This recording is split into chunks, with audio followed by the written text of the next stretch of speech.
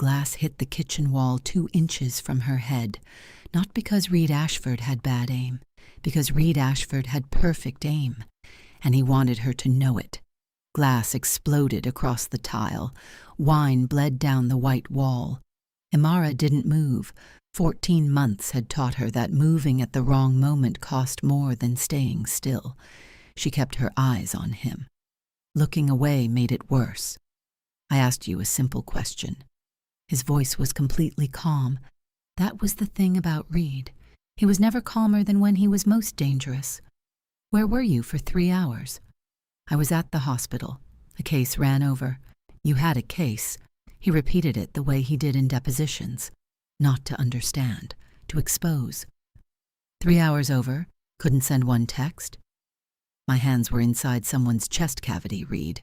He moved, not fast. Reed never moved fast. He crossed the kitchen like a man who already knew the outcome, stopped close enough that she could smell the whiskey, close enough that the counter was already at her spine. "Don't use your job to make me feel unreasonable," he said quietly. "You embarrass me. Every time I have to call that hospital looking for you like you're a child. I was in surgery." His hand closed around her upper arm, all 5 fingers, pressing inward with the deliberate pressure of someone making a specific point. "Stop interrupting me," he said. She stopped. The pain was immediate. She filed it away the way she filed everything.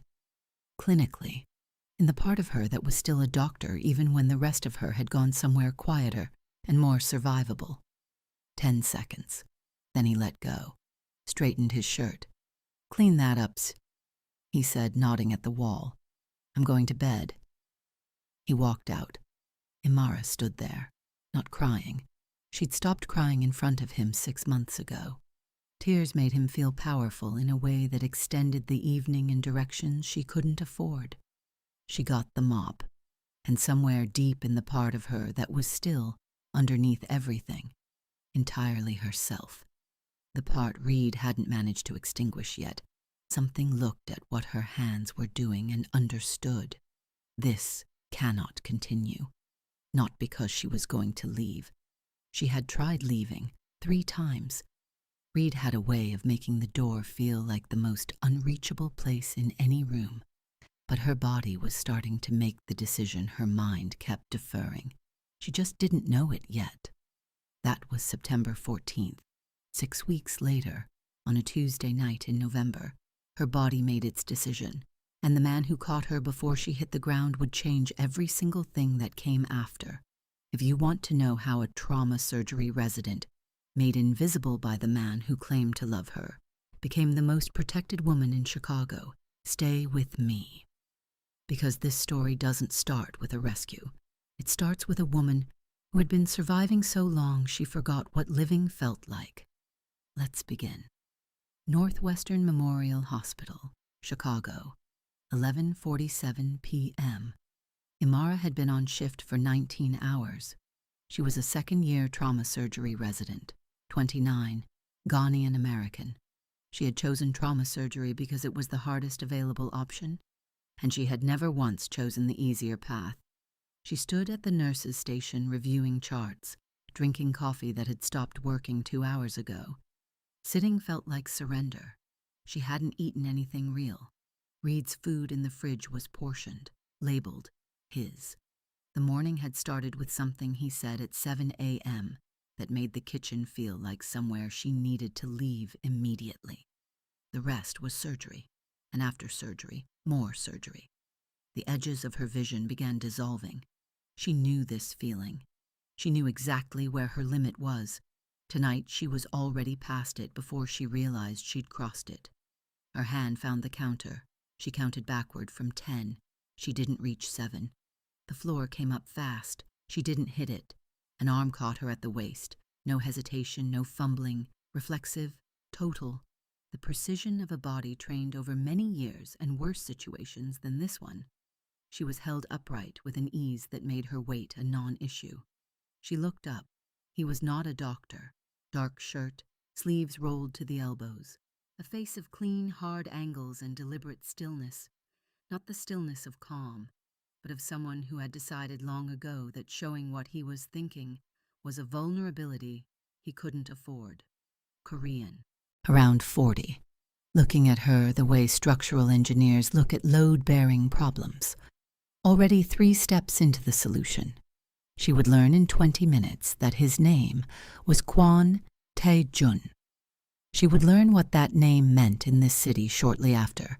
Right now he was simply the man who had caught her, and he was already moving her toward the empty family waiting room, guiding her to a chair with the efficiency of someone who didn't make things a discussion. He disappeared. 4 minutes later he came back. Vending machine sandwich, orange juice, granola bar. Eat, he said, in that order. You really don't have to. I know, he said. He sat across from her and didn't fill the silence, didn't perform warmth, just waited, with the patience of a man who understood that things reveal themselves when you stop talking long enough to look. She ate. He watched. Somewhere between the sandwich and the orange juice, she reached across the table and her sleeve moved, 2 inches, just enough. The bruising on her inner arm was yellow-green, 4 or 5 days old, not random. The shape was a complete hand, all 5 fingers mapped in fading color, the impression of someone who had held on with deliberate, specific pressure, a point being made. Tae-jun said nothing, but something behind his eyes went completely, dangerously still. He waited until the color came back to her face. Then, who put those marks on your arm? Her hand moved to her sleeve, automatic, faster than thought. I work trauma surgery. Patients sometimes grab. Those aren't patient grabs. His voice didn't rise. Patient grabs are random, reactive. Those have direction. Someone held you still. She stopped. The precision of it hit her somewhere she hadn't expected, because in 14 months, not one person had looked closely enough to say exactly that. Not her closest friend, not her mother, not a single colleague in a building full of people trained to observe the human body for a living. Her throat tightened. She kept it completely off her face. It's complicated, she said. It's simple, he said. Someone put their hands on you. I want to know who. Why? He looked at her. No softness, no performed concern. Because I'm in a position to make it stop. Not, I'm sorry, not you deserve better, just capacity, offered plainly. You don't know me, she said. I know enough. What's his name? She read him the way she read patience, looking past the surface for what the body was actually saying. What she found in Kwon Tae-jun was not warmth, not performance, not attention that wanted something back, just a direct question, and someone prepared to wait as long as it took. Reed, she said. His name is Reed. Tae-jun received this without expression. He told her his name. She didn't recognize it yet. That was fine. Recognition would come. He offered somewhere safe while she decided what she wanted to do. No conditions, no debt, no expectation. She almost said no. She knew the resources, the hotlines, the shelters, the advocates. She had walked patients through those pathways herself, but she also knew Reed Ashford. She knew he had already called her department chief twice in the past 3 weeks.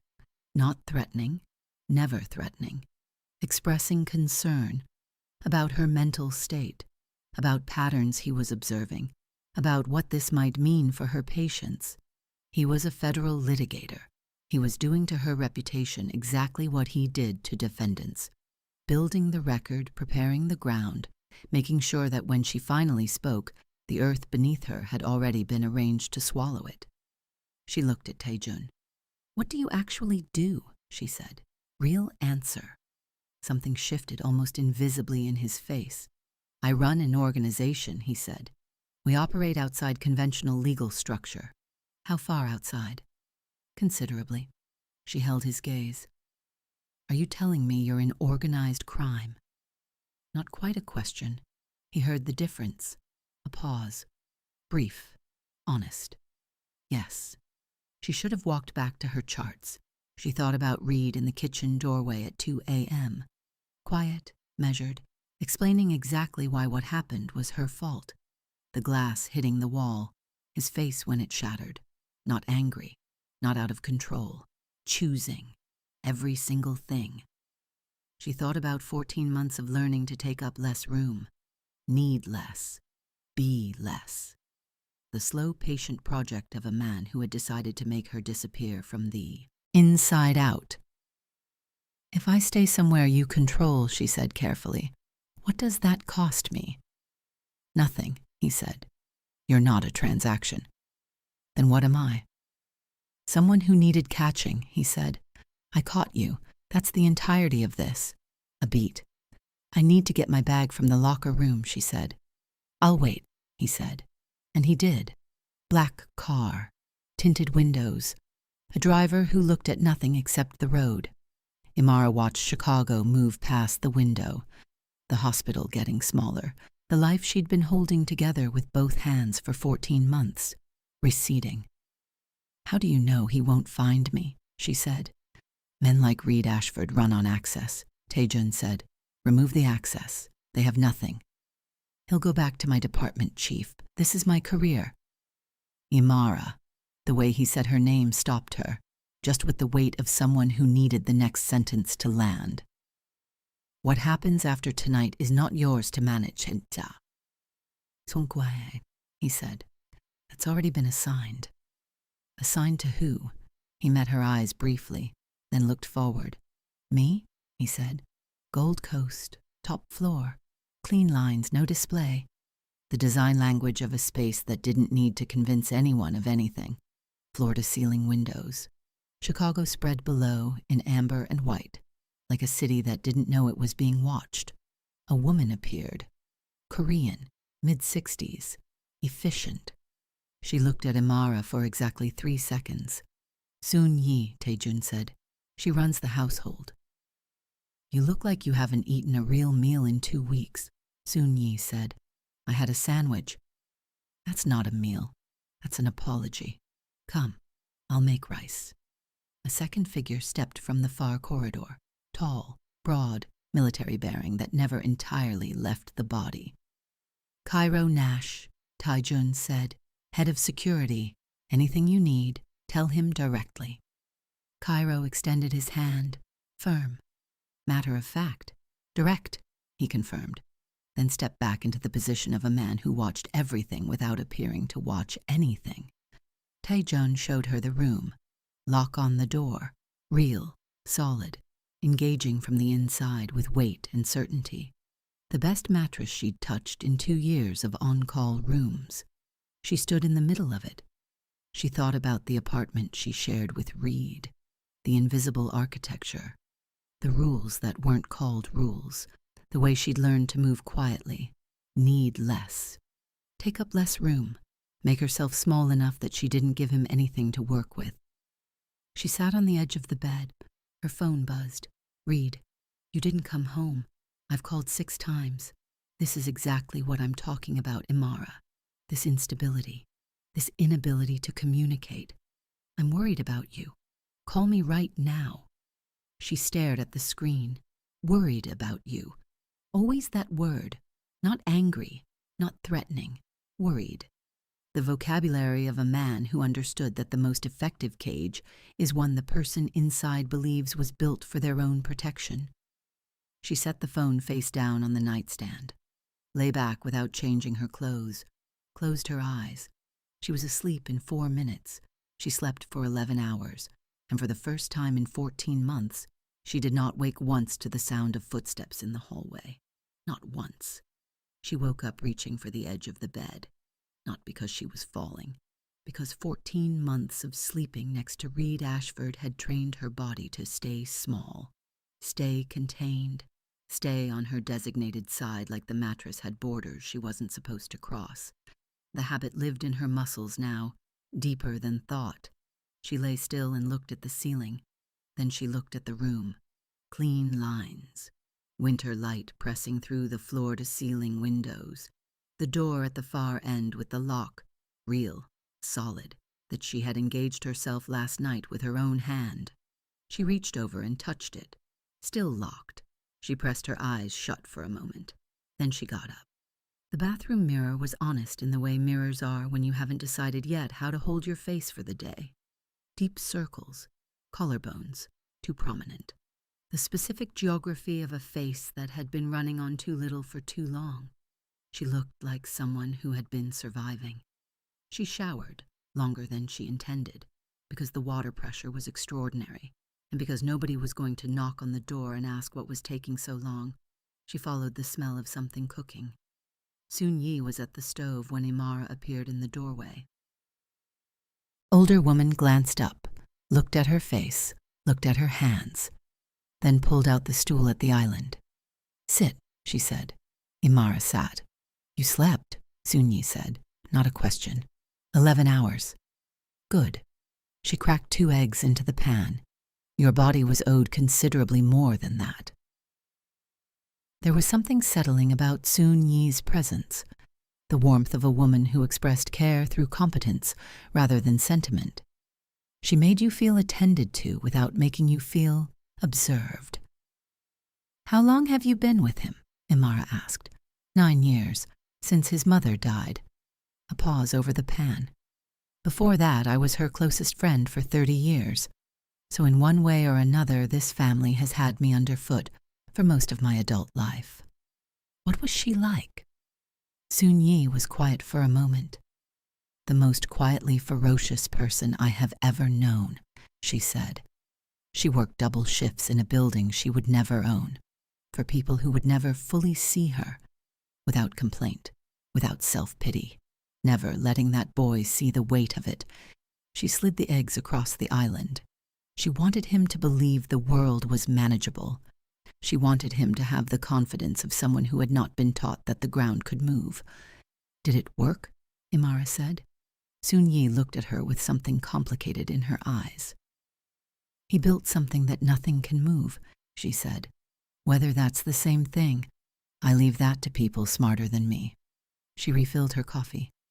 "He told me about her," Imara said, "last night, in the elevator." Soon Yi's cup stopped halfway to her mouth. She set it down slowly. "He told you in the elevator," she said. "Yes." Soon Yi looked at her for a long moment, those sharp eyes that missed absolutely nothing. Then she turned back to the stove and began cleaning the pan with the focused efficiency of a woman processing information she intended to think about later. "He doesn't tell people about his mother," she said quietly. "In 9 years, I have watched him not tell people about his mother." She didn't say anything else. She didn't need to. The text came while Imara was finishing breakfast. Her attending, Dr. Patricia Lowe. "Reed called the department again this morning. I don't know what's happening in your personal life, but this needs to be addressed before it becomes a formal review situation. My door is open." She read it twice, set the phone down, picked it up, and read it again. The cold that moved through her was not surprise. She had known Reed would do this, had known it before she got into Taijun's car, had factored it in, had understood that leaving, in whatever form leaving took, would trigger an acceleration of whatever quiet campaign he'd already been running against her reputation.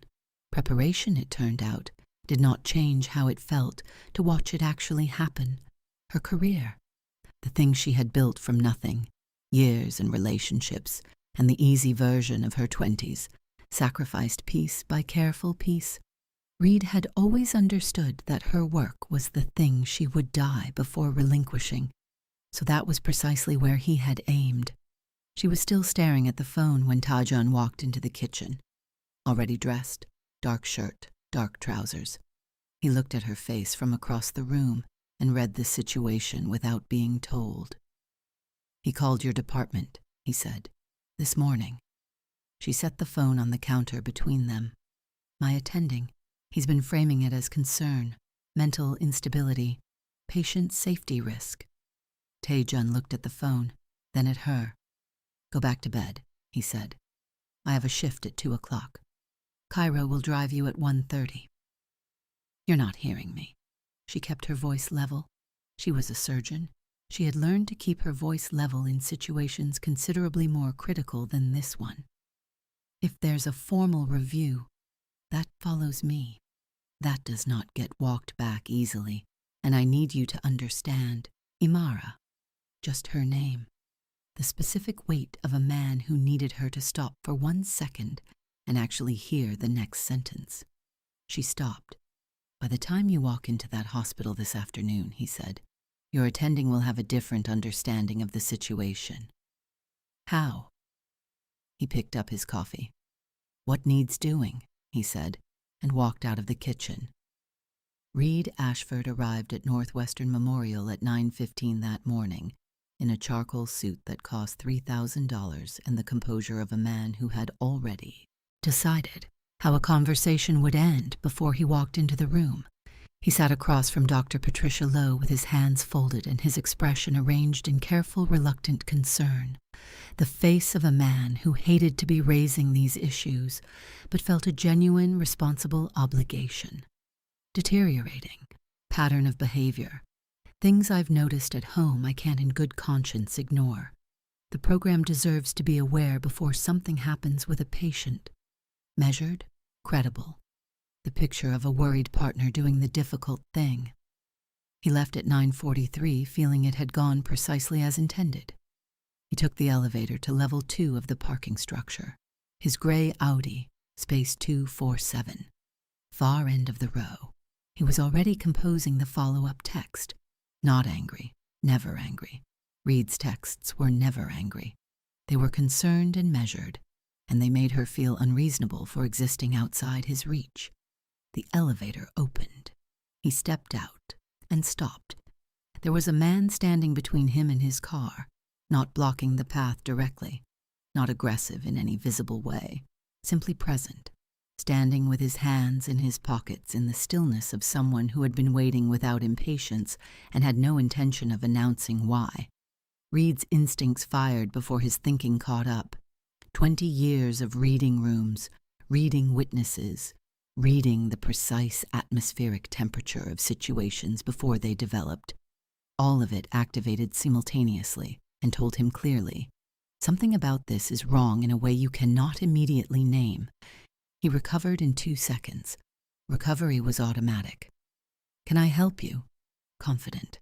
The voice of the reasonable party in whatever was about to happen. The man looked at him, and Reed felt, in the specific instinctive part of the brain that operates beneath language, something he would spend a long time afterward trying to describe and never quite manage. It wasn't hostility. It wasn't aggression. It was the quality of being assessed by someone who had already finished assessing you long before this moment. Past question, past evaluation, into a place where only the decision remained. And the decision had nothing to do with anything Reed said or did from this point forward. Reed Ashford, the man said. His voice was level in a way that seemed almost structural, like something built rather than chosen. Cornell Law, junior partner at Hargrove & Cole. Thursday racquetball at East Bank Club, 7 in the morning. Dr. Raymond Cho on the Illinois Judicial Appointment Committee. Professional mentor, 6 years. Bridgeport condo, 14th floor, southeast corner unit. The silence after that was enormous. Reed's throat had done something. He became aware of it. Who are you? He said, and hated that it came out the way it did. Not the voice he used in federal court. Something smaller. The man didn't answer. The call you made to Dr. Lowe this morning, Hua, he said. You're going to call back within the hour. You're going to tell her it was a misunderstanding arising from personal stress. You're going to express complete and unambiguous confidence in Dr. Addo's professional competence and state clearly that every concern you raised was entirely unfounded. Reed's jaw tightened. The lawyer in him assembled a response. The measured pushback of a man who knew his rights and had deployed them in rooms considerably more pressured than a parking structure. I don't know what you think gives you the right to read. Just the name. No raised volume. No explicit threat. No aggressive movement. 2 syllables delivered in a register that had the precise effect of a hand closing over the top of a conversation and holding it completely still. Reed stopped speaking. The man took 1 step forward. One step. I know about her arm, he said quietly. I know about September 14th, the kitchen counter. I know what you said to her afterward. I know what you've been saying to her mother. I know what you have in that Bridgeport condo that you haven't mentioned to your firm's ethics committee. He paused, let each word finish landing. I'm going to walk away from this conversation, and you're going to spend the rest of today understanding that this, right now, was the version that used words. His eyes held Reed's for 3 full seconds. Everything that comes after words is a different version entirely. He turned and walked toward the structure exit. He didn't look back. Not once. Reed. Ashford stood in the parking structure with his folder of documentation in his hand. He had not been touched. He had not been shown a weapon. He had not been threatened with anything he could take to the police and point to specifically. His hands were shaking. He was a federal court litigator. He had made witnesses lose composure on stands. He had walked into rooms where people wanted to destroy him professionally and walked out intact. He was not someone who shook. He was shaking because he was intelligent enough, just barely with everything stripped away, to understand the specific difference between a man who was threatening him and a man who was informing him. A threat had uncertainty in it, room to push back, room to argue. What he had just been given had none. He pulled out his phone. He called Dr. Lowe's assistant at 10:04 a.m. Personal stress, misunderstanding, complete confidence in Dr. Addo. Sorry for wasting anyone's time.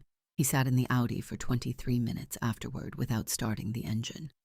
He thought about the specificity of what that man had known, the detail, the condo, the particular items mentioned. He did not contact Imara Addo again. He would not, for a very long time, stop thinking about that parking structure. Imara found out at 2:15 p.m. when Dr. Lowe stopped her between cases in the 4th floor corridor. Whatever happened this morning, it's resolved. He retracted everything. She paused. I want to know one thing. Are you safe? Imara looked at her.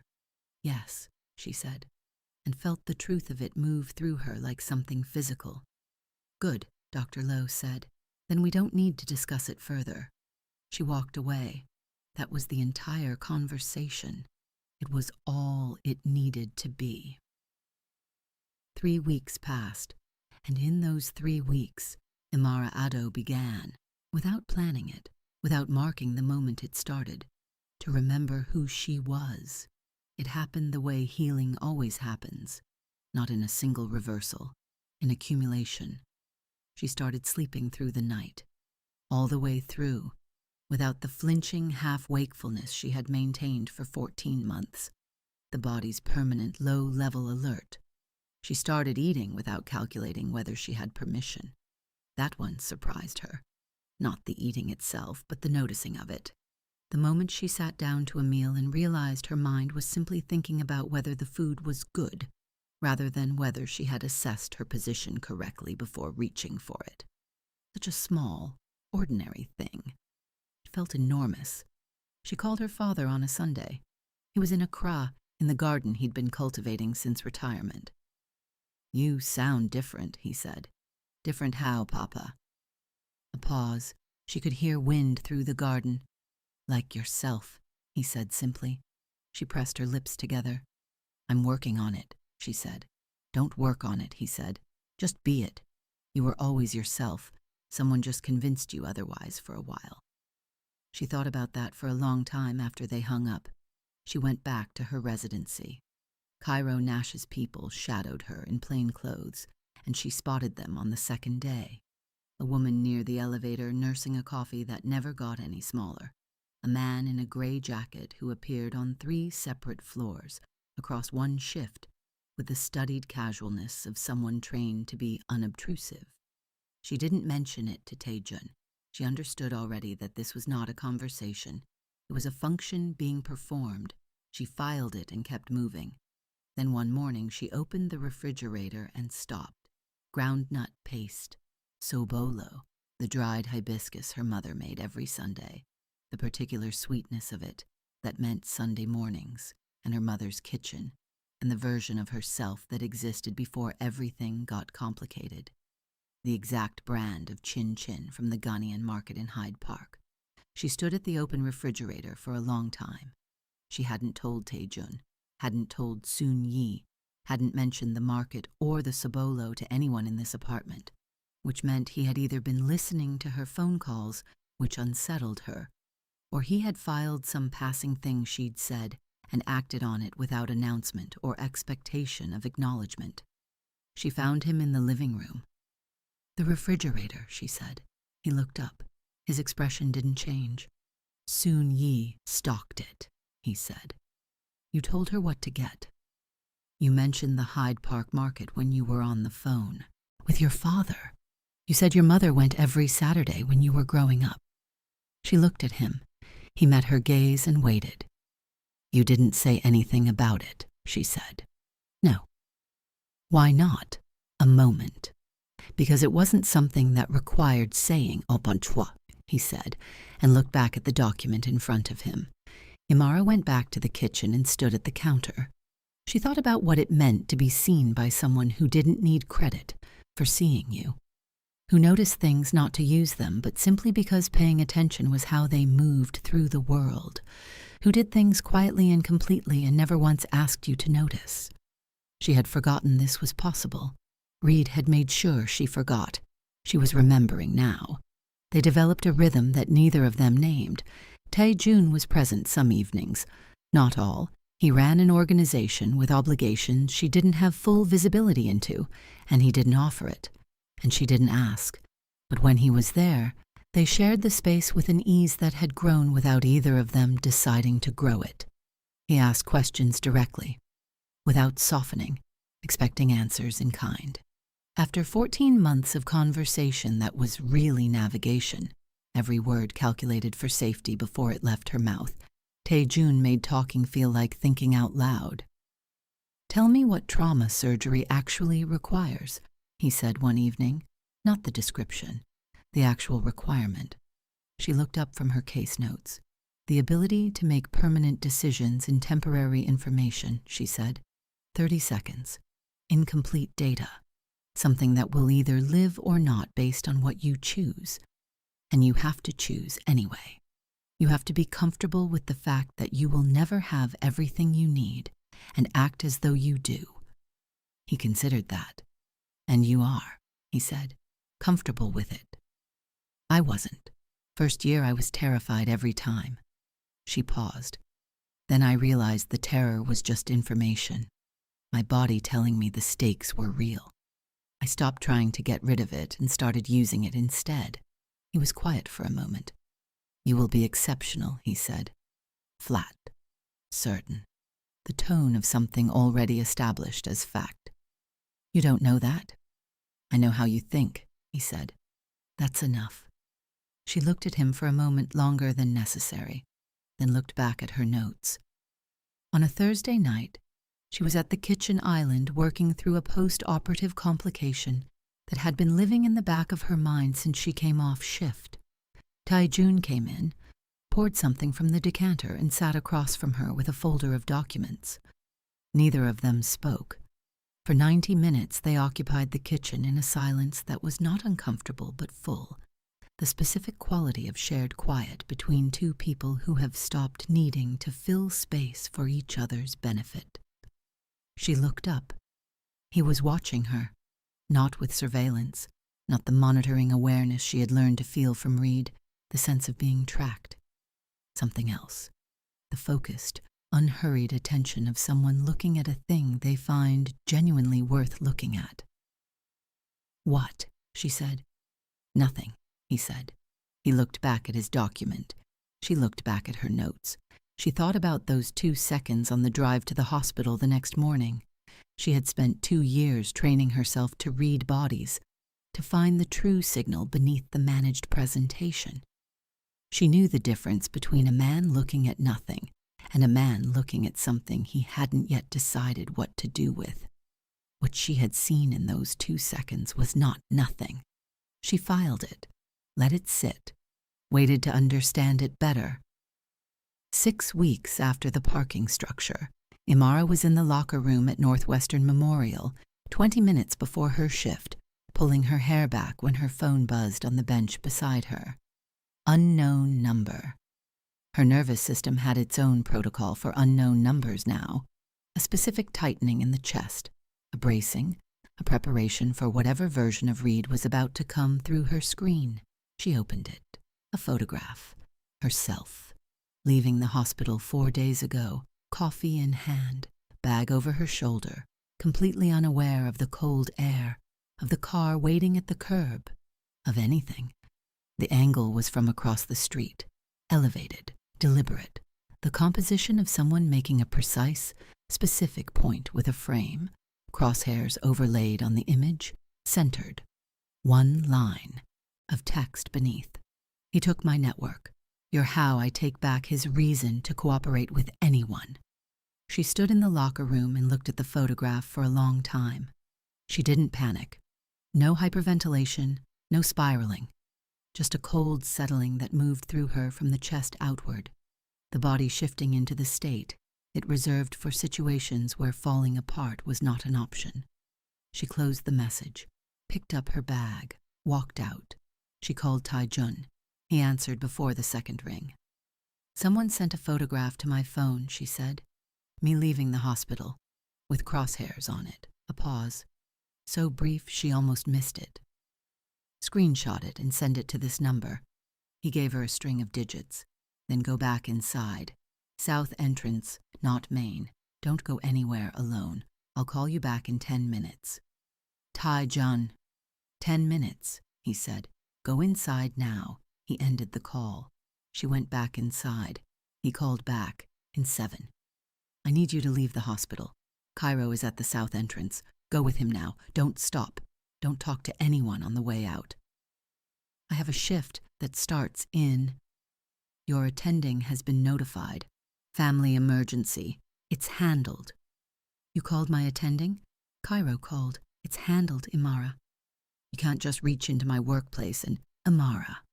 That weight in her name. The specific gravity of it when he needed her to stop and hear what came next. Please, get in the car. She got in the car. The penthouse was unrecognizable. She had come to think of it as ordered quiet, controlled, spare, always watchful but never loud about it. What she walked into now was something else. Men she had never seen occupied every room. Not chaos. Nothing in Tai-jun's world was ever chaotic, but activated. The specific purposeful energy of a machine that had moved from standby into full operation. Tai-jun was at the dining table. He looked up when she came through the door. Something moved through his eyes. Fast, controlled, gone before she could name it entirely. But she had been paying attention to him for 6 weeks, and she caught it. Relief, immediate and real, managed back into stillness within the same breath. He dismissed the men with a look. They left without a word. Sit down, he said. She sat. I'm going to tell you everything, he said. Ask your questions when I'm finished. She nodded. He told her. 9 months ago, he had identified a trafficking network running through Chicago's Port District. Not the edges of it. The operational core. A system that had been moving women and children through this city for 4 years, documented as industrial freight, shielded by shell companies so deliberately complex that federal investigators had been circling it for years without finding a way in. Tai-jun found a way in. He operated by different rules. He had access to people and methods that law enforcement didn't. And unlike law enforcement, he had no obligation to build a prosecutable case before he acted. He only had to be certain. He spent 8 months taking it apart. Finances first, infrastructure second, personnel third. When he moved all at once. No warning, no partial action that gave it time to adapt. The man running it was Roman Voss, ex-Interpol, 12 years as a federal investigator before he crossed to the other side. And he had built his network using the specific knowledge of someone who had spent over a decade learning exactly how these networks were dismantled. Every component designed to resist the methods he himself had once used. Tae-jun dismantled it anyway. He took the evidence, financial records, shell company documentation, the full logistics chain, to a federal contact he trusted. He handed Voss to the system. He did not kill him. He made a calculation. A dead Voss became a symbol, something for whatever remained of his network to organize around. A publicly destroyed Voss, stripped of everything and delivered to federal prosecutors in chains, became a lesson. A demonstration of what happened when you built something in this city that Kwon Tae-jun decided to take apart. The calculation was strategically sound. It was also wrong. Voss spent 9 months in federal custody. He didn't become a lesson.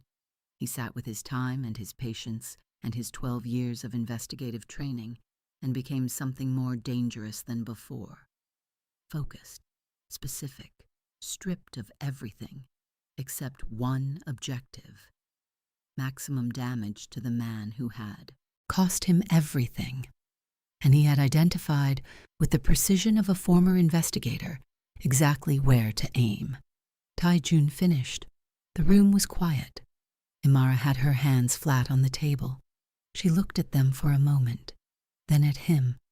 "You kept him alive," she said, tracing the logic, not accusing, just following it to where it led.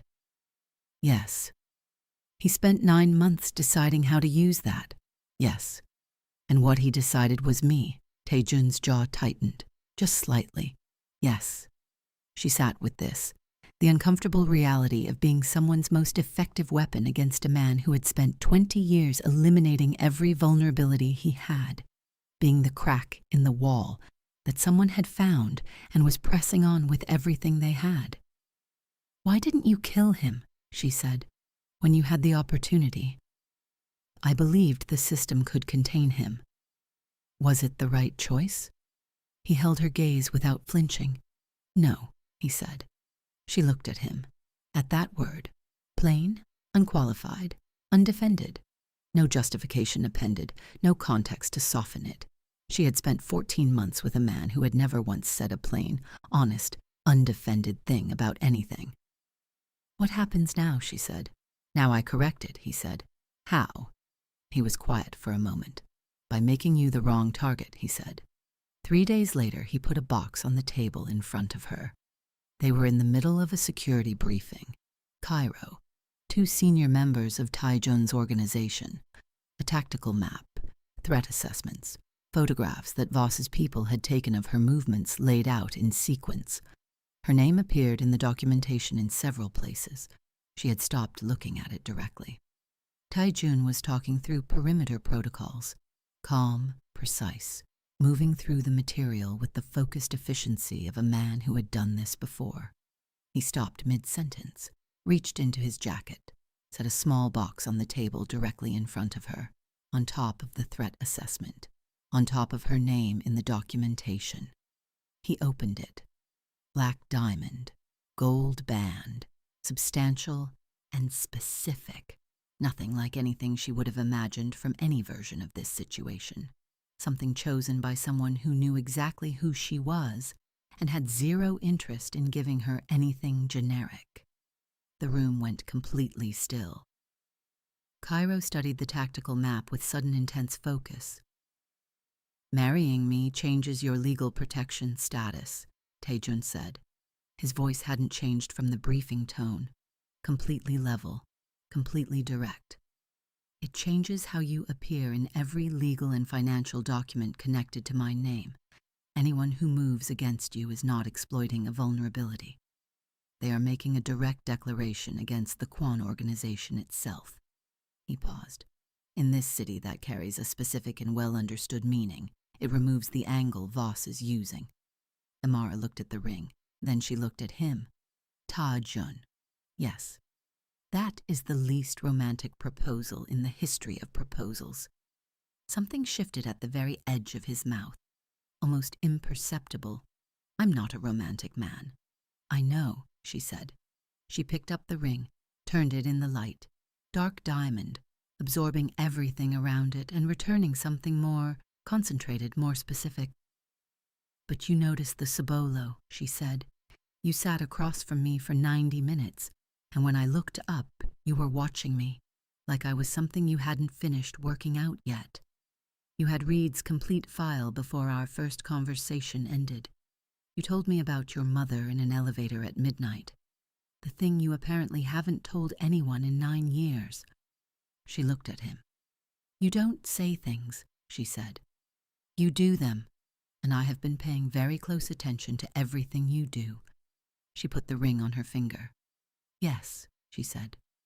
Something moved through his face, the crack in the absolute stillness. Brief and real and completely unmanaged, the first fully unguarded moment she had seen from him in 6 weeks. 3 seconds, maybe 4. Then the stillness came back, but different. Something had settled inside it that hadn't been there before. Good, he said quietly. Cairo pointed at something on the tactical map and said, very professionally, if we could return to the eastern perimeter, question. Nobody laughed, but it was close. 4 days after the proposal, before Imara was awake, Cairo knocked on Taejun's office door and came in and closed it behind him. He set a printed document on the desk, stepped back, waited. Taejun read it. Communications recovery report. Encrypted messages between Voss and an unidentified contact, recovered from devices seized 48 hours earlier. The content was the kind of specific that stopped the breath, the kind that could only come from inside, floor plans of the penthouse, Imara's hospital schedule, not the official roster, the actual hours, including overtime that appeared in no formal documentation anywhere, security rotation timings, the 15-minute windows between Cairo's shift, changes that existed in no written record in any system. Taejun read it once, set it on the desk, looked at the wall. The silence lasted a long time. Bring her in, he said. Sun-Yi came in and sat across from him with the posture of a woman who had been carrying something at enormous cost and had finally arrived at the place where the cost exceeded what a person could continue to bear. She didn't look at the document he slid across to her. She already knew what it contained. How long, he said. 6 weeks, she said. Barely a voice. From the beginning, he said, and it came out of her the way things come out when they've been held past the point that holding is possible. In pieces, in the fractured rhythm of someone who had rehearsed this and abandoned the rehearsed version because the real one was all that remained. Voss had found her son who had been in federal custody for 7 years, present in the wrong place during an early operation. Not the target, not even close, just a name that got swept up when the net came down. He went to prison anyway. Sun-Ya had accepted this because she believed in Taejun. She had stayed. Then Voss found the son. He still had Interpol contacts that didn't disappear when he crossed sides. He had people inside federal facilities. In one phone call, he demonstrated exactly what those people could arrange. 72 hours. Provide intelligence, floor plans, schedules, rotation gaps. Or her son would not survive the week. She chose her son on the first night. She did not wait. She did not look for another path. She did not come to Taejun. She opened the door that first night and kept it open for 6 weeks. She sat across from him now with everything said and nothing left to manage. The room was completely quiet. Taejun looked at her. His face was still, not the absence of feeling, but feeling so compressed it had gone past the point where it registered on the surface. I would have gotten him out, he said. Sun-Yi looked up. His sentence has 3 grounds for appeal. My legal team identified 2 years ago. I was holding the timing. If you had come to me on the first night, I could have had him transferred to a protected facility within 12 hours. Voss would have had nothing to hold over you. I didn't know. You didn't ask, he said. You made a decision about what I would and wouldn't do before you gave me the opportunity to do anything at all. Her eyes filled. She pressed her lips together, and it wasn't holding. I was afraid, she said. Afraid of what it would cost you to help me. Afraid of what you would think. Afraid that coming to you would make it worse somehow. Her voice cracked. She pressed her hand over her mouth, waited. She is going to have a family. I was there when you brought her home. I watched what happened to you when she was in this building. I watched you become... Soon-Yi, she stopped. His voice hadn't risen. It never rose. But there was something in it now she hadn't heard from him in 9 years. Not anger. Something more precise than anger. More contained.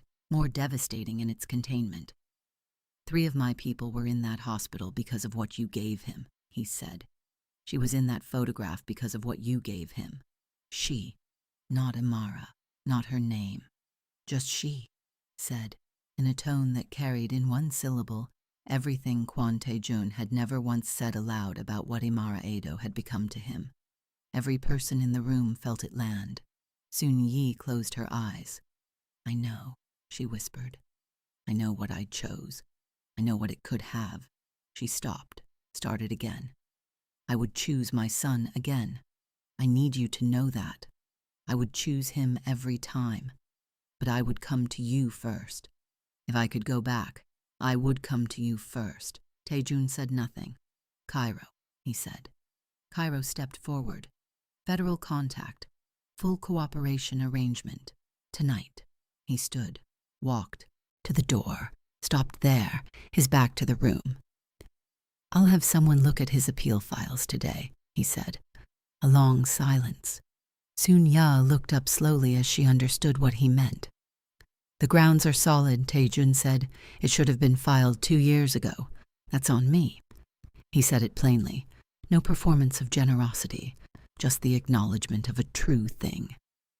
You were my mother's closest friend for 30 years, he said quietly.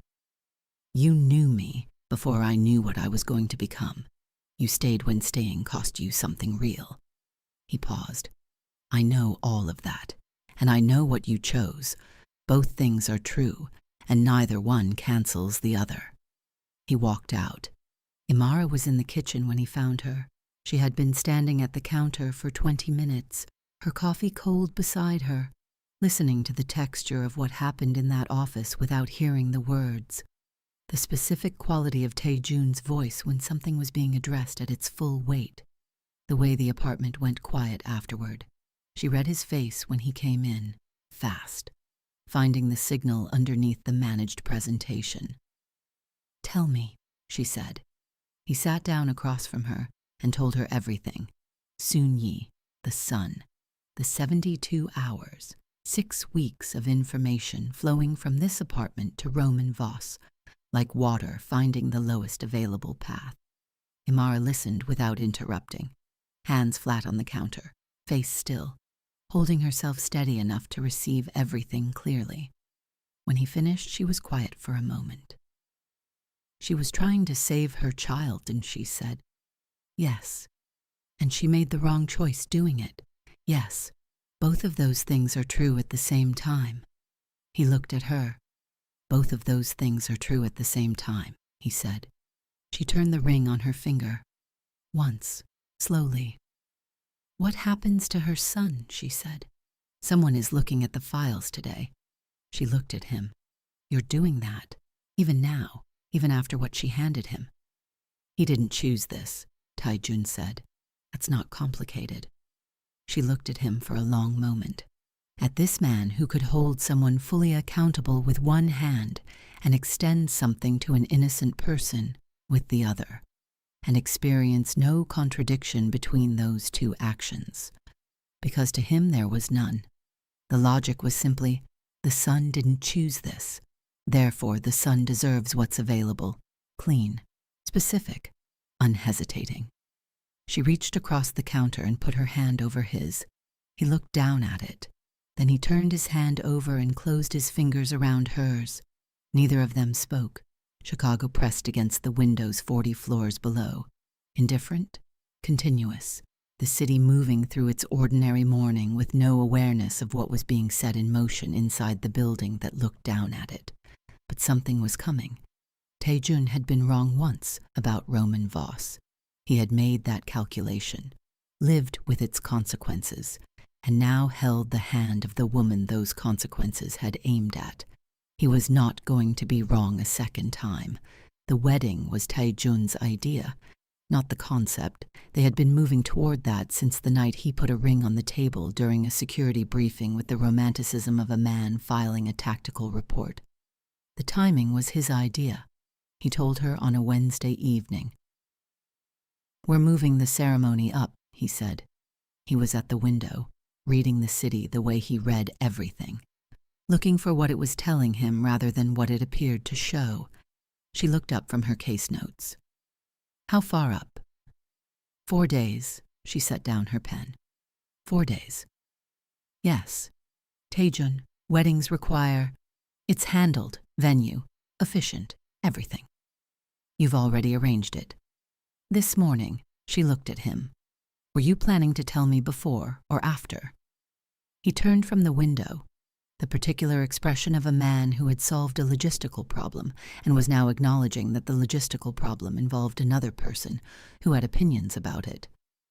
"Before," he said. "That's what this is." "Yes." She held his gaze. "Where?" "Northwestern Memorial," he said.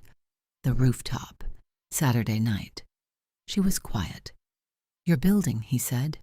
She looked at him, at this man who had remembered, without being told, that the most important place in her life was not his penthouse, or his city, or any part of his world, that the thing she had nearly lost was the hospital at the end of the street, that if she was going to stand anywhere and make a permanent promise, it should be somewhere that belonged to her. "Okay," she said. "Okay," he said, and turned back to the window. She picked up her pen. "Taejun." "Yes. Next time you arrange our life, tell me the same day." A pause. "Yes," he said. Saturday came with the specific November cold of Chicago that didn't ask permission and didn't apologize for what it brought with it, the kind that made the city look sharp and clean and absolutely unforgiving. The rooftop had been transformed. String lights, 2 short rows of chairs, white roses, simple enough to look intentional, nothing excessive. Cairo's people were positioned at every access point before sunset, invisible from the outside, a complete perimeter from the inside. 12 guests, the people who mattered, none of the people who didn't. Cairo officiated. He had gotten ordained online 3 weeks earlier and had taken it with the seriousness he brought to everything, had actually prepared remarks, had actually thought about what he wanted to say. When he showed Taejun the notes, something moved through Taejun's face that Cairo had the good sense to pretend he didn't see. Imara came through the rooftop door at 7 p.m., champagne silk, simple, her hair pinned with small gold clips that had arrived from her mother 2 days earlier, with a note that said only "wear these," which meant her mother knew more than she'd been told and had decided the appropriate response was jewelry rather than questions. She walked across the rooftop toward him. Taejun stood beneath the string lights in a black suit, with his hands at his sides, and he watched her come toward him with the total, unblinking attention he reserved for everything that mattered. She reached him. "You're not nervous," she said quietly. "No." "Why not?" "Because I've known what I wanted since the elevator," he said. "There's nothing to be nervous about." She looked at him for a moment, then turned to face Cairo. Cairo looked at the city behind them and the 2 people in front of him and opened his notebook. "I'm not going to pretend I'm a poet," he said, "because I'm not, and the man standing next to me has never asked me to be one in 12 years. So I'm going to say what I actually know." He looked at Taejun, then at Imara. "I know that these 2 people have seen each other in circumstances most people never see anyone in. I know that what they found out about each other in those circumstances didn't make either of them leave. I know that choosing someone when you have full information, when you know the cost and the complications and the things that don't get easier, is the only kind of choosing that holds." He closed the notebook. "That's what's happening here. That's all that needs to be said about it." He looked at Taejun. "Your vows." Taejun looked at Imara. "I don't make promises I don't intend to keep," he said. "I have never made a promise I didn't keep. What I'm about to say to you is the most significant commitment I have ever made in my life, and I need you to understand that I know what that means." He took her hands. "I will not let anything reach you. I will not let anything diminish you. I will stand between you and everything that tries, not because you need me to, but because I choose to, every day, without condition, without revision." He stopped. He was a man of few words, and he had used his. Imara's eyes were very bright. She was holding herself with the stillness she'd developed over 2 years of surgery, the ability to stay completely present in a moment that was enormous, without being taken apart by it. "When I was in that locker room 6 weeks ago," she said, "looking at a photograph of myself with a target on it, the first thing I did was call you." She paused. "Not because I had no other option, because you were the first person I thought of, because somewhere in 6 weeks you became the person my mind goes to when the ground moves." Her voice was steady. "You told me what you were before you told me your name. You gave me the truth before you gave me anything else. After 14 months of someone who performed everything, who built elaborate, beautiful, suffocating performances of love, you were the most honest thing I had ever been given." She held his gaze. "I'm choosing you with full information, all of it, the danger, the complications, everything I haven't seen yet, because you have never once in 6 weeks asked me to be smaller, and I intend to spend a very long time showing you what that means to someone who was being asked to disappear." Cairo produced the rings. They exchanged them. "By the power vested in me by the state of Illinois," Cairo said, "and several hours of online certification that I took considerably more seriously than the website expected, you are married." He looked at Taijun. "Don't make me say it," he said. The closest thing to a full smile that Taijun had produced in anyone's recent memory crossed his face. He kissed her. The perimeter alarm tripped at 7:23 p.m. Eastern stairwell, ground level. Cairo had his radio in his hand before the sound finished. East stairwell breach. 2 contacts confirmed, possibly more behind. The guests were on their feet.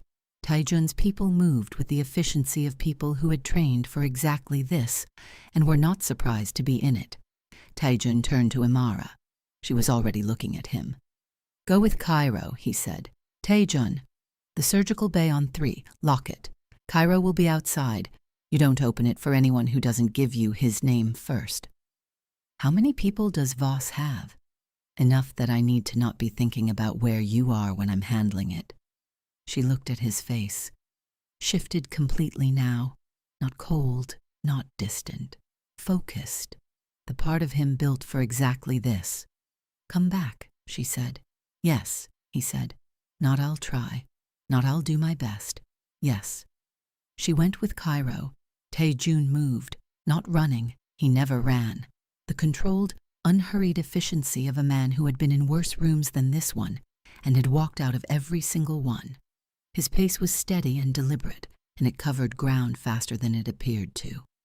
He found 3 of Voss's men in the second-floor junction, moving toward the stairwell, moving toward the surgical floor, moving toward where Imara was, his men engaged. He was already past them. He found Voss in the east corridor, 1 man beside him, a gun in his hand, the smile of someone who believed the geography was in their favor. "You should have killed me," Voss said. "You had the chance. You chose not to." "I know," Taijun said. Voss's man moved first. He was already down before Voss finished registering the movement. Voss raised the gun. Taijun closed the distance. What followed was fast, controlled, and specific, the work of a man who had decided exactly what he was going to do before he entered the corridor. When it was finished, Voss was against the wall. Taijun was holding his gun, and Voss's right hand was at an angle that hands do not naturally reach. Taijun looked at him, not breathing hard, same temperature he'd been when he walked in. "You built everything with these," he said quietly. "Signed the documents, moved the money, arranged the shipments." He reached down and took Voss's left hand. "You won't rebuild anything," he said. He stood, straightened his jacket, called his federal contact. Roman Voss, Northwestern Memorial, East Corridor, 2nd floor. He'll need medical attention before processing. He ended the call, Voss on the floor, both hands destroyed, alive, conscious, finished, not dead, because Taejun had made this choice deliberately, in the corridor, the same way he made every choice. Death would end it. Death would give Voss's remaining people something to organize around. This was colder than death. This was Roman Voss living the rest of his life unable to hold a weapon, sign his name, or shake the hand of anyone who might still help him, living with the daily permanent knowledge of what he had lost and exactly who had taken it. Taejun had been wrong once about Roman Voss. He had corrected it. She found him in the stairwell between the 2nd and 3rd floors, sitting on the steps, jacket off, hands loose between his knees, not injured, just still. The specific stillness of a man who had just finished something and was letting the finish settle. She sat beside him. She didn't ask what happened. She had watched the corridor feeds on Cairo's monitor while she waited, and she had seen enough. She was a trauma surgeon. She understood what force did to the human body. She had a complete picture. She sat beside him and said nothing, just present, just there. It's done, he said. I know. Voss is in federal custody. I know.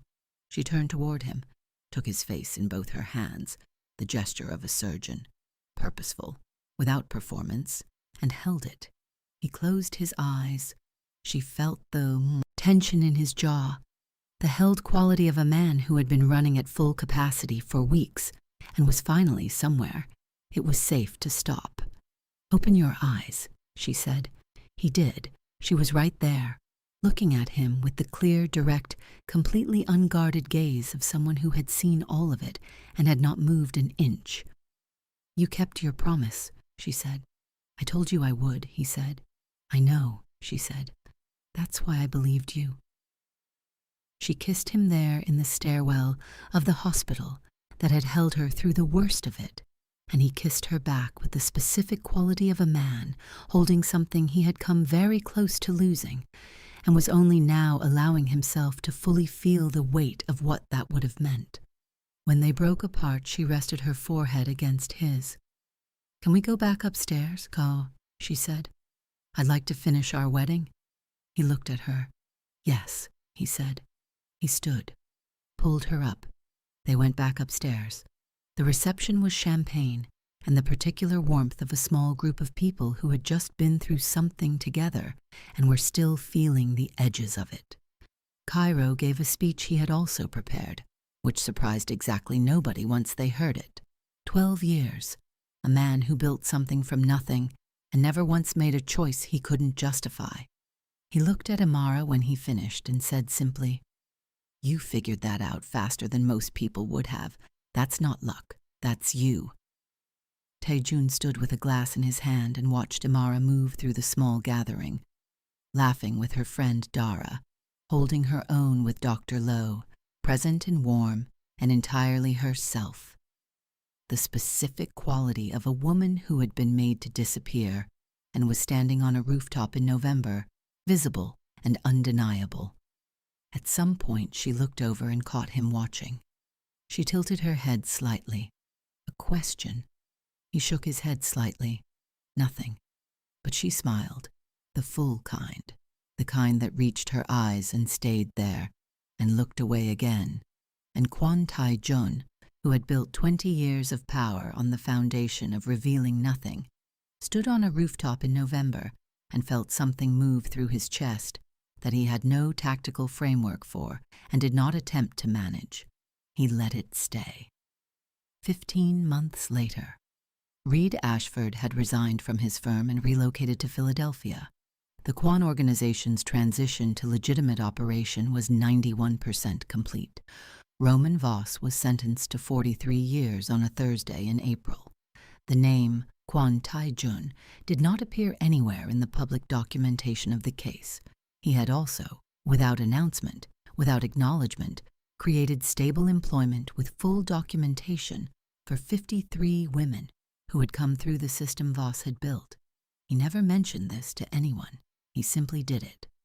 Soon Yi received 8 years in federal custody. Her son's appeal had moved quickly once the right legal team looked at the grounds, and he had been transferred to minimum security within 6 weeks of her arrest. Imara had sent flowers to the courthouse on the day of sentencing. White ones, the kind Soon Yi had always kept in the kitchen. No card, no note. It was not forgiveness. It was not the absence of hurt. It was the acknowledgement of something that Imara, who was going to be a mother in 8 weeks, and understood now what a woman will do for her child, could not simply reduce to betrayal and leave there. She hadn't visited. She might someday.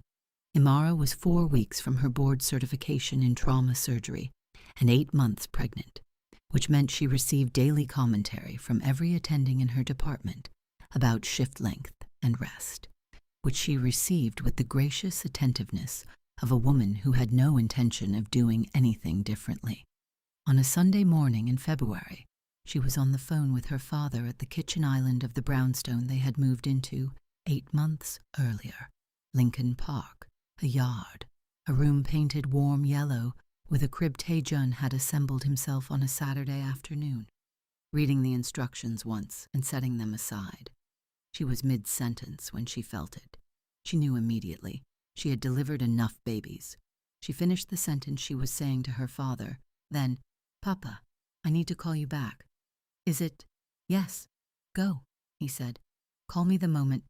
"I will. I love you." She hung up. She called Taejun. He answered before the second ring. "Now," he said. "Now," she said. He was at the hospital before she finished checking in. Across the city, Sunday morning, February, Chicago traffic. And he was there before she had her bracelet on. She noted it, filed it under the long, apparently inexhaustible category of things Kwon Tae-jun did that he did not explain and did not require acknowledgement for. The baby arrived at 3:52 a.m. She entered the world furious, not crying, furious, with the specific indignant expression of someone removed from somewhere comfortable who intends to make their feelings known immediately and comprehensively. Cairo, who received the news by text in the waiting room, would later say the fury was the most Kwon thing he had ever personally witnessed. He was not wrong. They named her Jia Ado Kwon, Korean given name, wisdom and grace. Her mother's family name folded in before his, both of them. The whole complicated, specific, beautiful fact of who they were and where they had come from and what they had built together. Tae-jun held his daughter for the first time with both hands, one supporting her head, one cradling her weight, completely still. The same careful precision he brought to everything that mattered. He was quiet for a long time. Imara watched him from the bed. She had learned in 15 months to read what he didn't say as clearly as what he did. "She's looking at me like she's already assessed the situation," he said finally, without looking up from his daughter's face. "She gets that from you," Imara said. "Probably," he said. A silence. "She's going to be trouble," he said. "Definitely," Imara said. "She's ours." He looked up. That thing happened in his face. Not the brief, quickly managed version she had been seeing in fragments for 15 months. Not the 2-second crack that closed before it could be fully seen.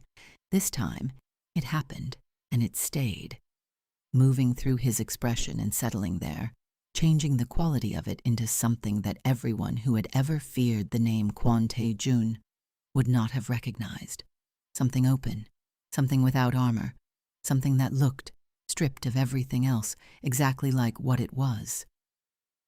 "Yes," he said quietly. "She is." Later, much later, when Jia had exhausted her considerable feelings about her arrival. Taejun stood at the window with his daughter against his chest, one hand supporting the back of her small head, the other arm curved around her waist. Chicago spread below them, in the pre-dawn dark, amber streetlights, the black line of the lake.